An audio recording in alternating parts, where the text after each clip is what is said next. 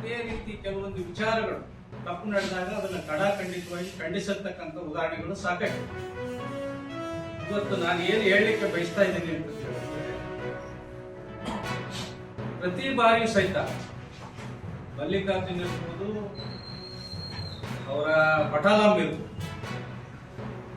ನಮ್ಮ ಮೇಲೆ, ನಮ್ಮ ಪಕ್ಷದ ಮುಖಂಡರ ಮೇಲೆ, ನಮ್ಮ ಮಾಜಿ ಲೋಕಸಭಾ ಸದಸ್ಯರ ಸಿದ್ದೇಶಣ್ಣವರ ಮೇಲೆ ಅನೇಕ ಗುರುತರ ಆಪಾದನೆಗಳನ್ನ ಮಾಡ್ತಾರೆ. ಅವು ಯಾವಕ್ಕೂ ಸಹಿತ ಒಂದು ಪುರಾವೆ ಇಲ್ಲ, ಒಂದೇ ಒಂದು ಎವಿಡೆನ್ಸ್ ಇಲ್ಲಪ್ಪ ಈ ತರದ್ದು ನೀವು ಮಾಡಿದಿರಿ, ಅವ್ರ ರೆಕಾರ್ಡ್ ನಮ್ಮ ಹತ್ರ ಇದಾವೆ, ಅವನ್ನ ನಾವು ಪತ್ರಿಕೆಗೆ ಬಿಡುಗಡೆ ಮಾಡ್ತೀವಿ, ಅಥವಾ ನಿಮ್ಮ ವಿರುದ್ಧ ಇಂತಿಂತ ಕೇಸ್ನಲ್ಲಿ ಸಹಿತ FIR ಆಗಿ ನೀವು ಜೈಲಿಗೆ ಹೋಗಿ ಬಂದಿದ್ದೀರಿ, ನಿಮ್ಮ ಮೇಲೆ FIR ಆಗಿದೆ ಇಂಥ ಸ್ಟೇಷನ್ ನಲ್ಲಿ ಅಂತಕ್ಕಂಥದ್ದು ಒಂದು ಆಪಾದನೆ. ನಾನಾಗ್ಲಿ, ನಮ್ಮ ಮುಖಂಡರಾಗ್ಲಿ, ನಮ್ಮ ಕಾರ್ಯಕರ್ತರ ಮೇಲೆ